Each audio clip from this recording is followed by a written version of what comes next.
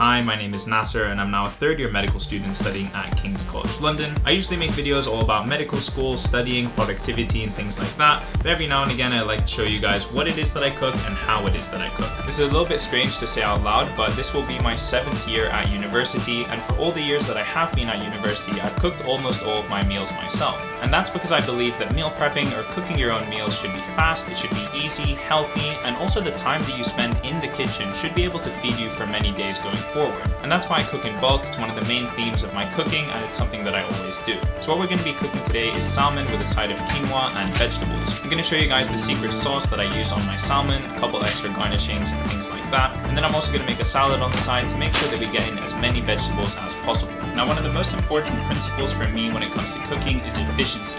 The faster I can cook and get my meals ready, then the more time I have to do other things in my day. So it's very important for me to do everything in the right order and also to maximize the amount of dead time. Usually the longest part of any meal prep is cutting up and preparing the vegetables, so that's what we're going to do first.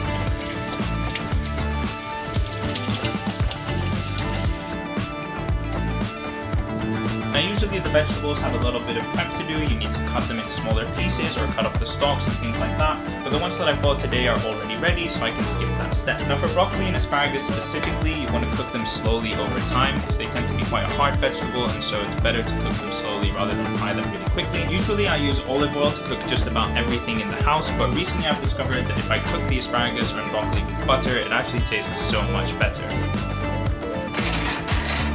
Now as far as oil or butter in order to fry your vegetables, you guys can add as much as you want. Obviously the more you add, the less healthy your dish is going to become, but it's up to you and you guys can find a personal balance that you enjoy. So I'm going to turn on the heat to something fairly low, like a 4 or 5 out of 10, so I can slowly cook these guys over time. Now, in the meantime, I'm going to start preparing the salmon. Because I've started to cook the vegetables and now I'm going to prepare the salmon, I know that I'm going to need to put the salmon in the oven fairly soon, so I'm going to start heating it up as well. So the oven settings that I use is I just turn this dial here to the one with a fan. Basically, I just want the heat to come from everywhere, not only from the top or the bottom. And then I turn the temperature to 180 degrees, and that's usually good enough. Alright, so as you can see, the butter has started to melt now. I can move that around evenly along the base of this big pan. And basically, I just want to lay everything down to hopefully get as much surface area with the pan as possible. Obviously, you can't do that if you're cooking as many vegetables as I am, but that's okay. I'll rotate them and flip them as we go along.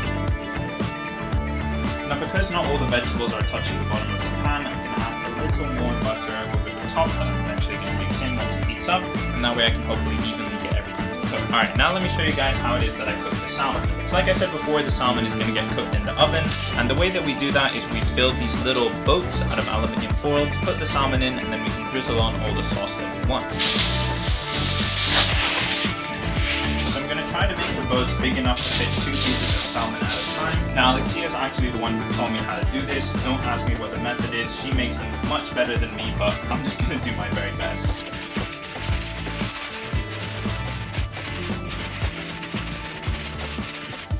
Like I said, Alexia makes these so much better than me, but the idea is that you want to have this little enclosure that you can add the salmon and the sauce on, and then you can close it so that the salmon can cook nice and evenly inside. Alright, so we've got our 2 boats now, and I think it's time to make the sauce. So how I make the sauce that I add onto the salmon is the following. First of all, you're going to need a lot of soy sauce. By a lot, I mean a lot. This sauce is also what you can drizzle on at the end over your quinoa or your rice, vegetables. It's what brings the whole dish together. Alright, now after you've added the soy sauce, the secret ingredient is honey. Honey just absolutely makes this dish taste so good. Gives it that little sweet taste that you want as well. So drizzle in a bunch of honey in there. And then last but not least, sesame seeds. This is also just one of those small touches that makes the dish taste so much better. I highly recommend you guys try it out if you haven't before. I'm personally a big fan of sesame seeds, so I'm going to add a bunch, but you guys can add as much as you want. Starting to cook along, like I said, nice and slowly, not doing it too fast, letting all those really tough, strong fibers break down slowly. Alright, so that beeping was the oven, which means the oven is ready, which is good because we're almost ready with the salmon. Alright, so now you want to take the sauce, mix it really well. Basically, you want to get that honey. It won't really fully dissolve, but you want to get it mixed in with the soy sauce as much as possible. So good. Alright, so now let's bring out that tray that we have with the 2 boats. Cut open the salmon box real quick. And now because we touched raw meat with that knife, we need to get rid of it. We need to put it in the sink. Alright. And we we don't want to use these tongs to touch the salmon because they touch raw meat, so we need another set of tongs. I'm going to do 2 salmons per little boat.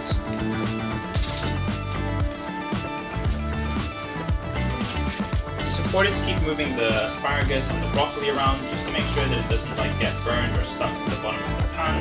And you want the ones that were previously at the top to get down to the bottom so everything's evenly cooked. They're getting cooked quite nicely. The butter's really helping them get this glistening shine that you see here. Alright, so back to the salmon. It's time to finally drizzle on that sauce. Now I like to make sure that I get the sauce actually on the salmon meat, not only on the skin or on the bottom. So once I make sure I've gotten enough sauce on top of the actual salmon, I'll just take the rest of the sauce and split it between the 2 boats. Now because we're cooking in these boats, because it's closed, all that evaporation is going to help steam it, and it's going to taste a lot better than if we were just frying it. And of course it's healthier because you're not using oils and things like that. Alright, so now let's close these boats, give them a good seal, well, as best as we can anyway. So since we know the oven is ready to go, we can just throw them straight in.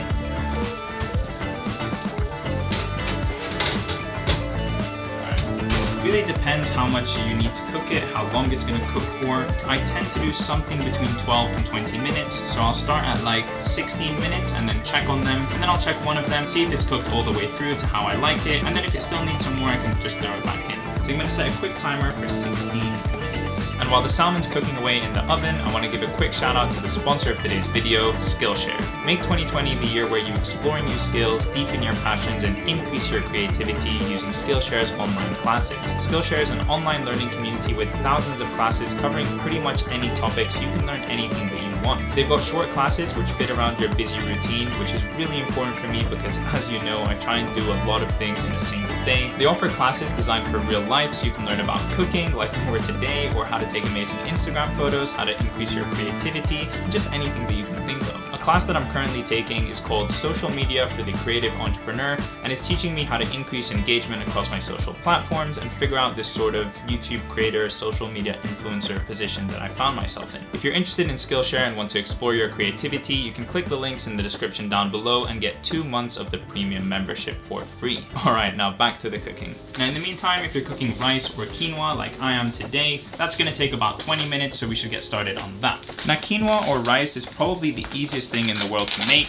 You literally just throw it all into a pot, and then you cover the quinoa or rice with water until the water covers the quinoa with about this much of your finger. It's something like 2 centimeters, yeah, 1.5 to 2 centimeters. Then you put it on the stove and set it to the highest temperature your stove will go until the water boils, and then you turn it down to about a 4 or a 5, cover it, and wait 20 minutes and it's done. Alright, so hopefully you guys can see over there, I've got the quinoa cooking. It's gonna take about 20 minutes to be fully ready, and then the vegetables over here, they're basically ready, but I'm just gonna leave them on a low heat to stay warm until everything else is finished. While we're waiting for all of that, we can just make a quick salad, and I try and keep my salads as simple as possible. I just put some sort of leaf like rocket or spinach, and then add a couple of tomatoes, olive oil, balsamic vinegar, and it's good to go. And yeah, there you go. There's a salad that took about 1.5 minutes to make. It increases the amount of vegetables that you eat in your day, keeps you healthy, and it's just a good thing to add to your daily meals if you can. Let's check on the salmon. Alright, let's see what we've got here.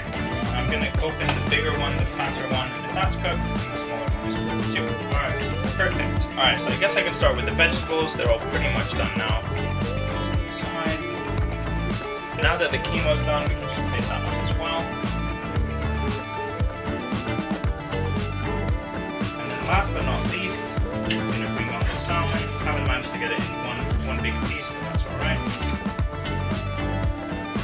And then the last thing that I do is just drizzle on some of this sauce, give it some more flavor. I like to put it on wherever I can. Alright, and that is it. That's the whole plate done. I'm pretty excited to eat it. Now usually I would have my friend or my sister taste the food so that you guys could get a second opinion to know if my cooking is actually good or not, but unfortunately nobody is home today. So I'm gonna have to taste it all by myself and give you guys as much of an unbiased opinion as I possibly can. I'll do my very best. That's the final dish. We've got the salmon, the quinoa, the asparagus, and the broccoli, and then we've just got a small salad on the side. I'm gonna put something on Netflix, sit down and eat this meal, and then I'll let you guys know my official, unbiased verdict.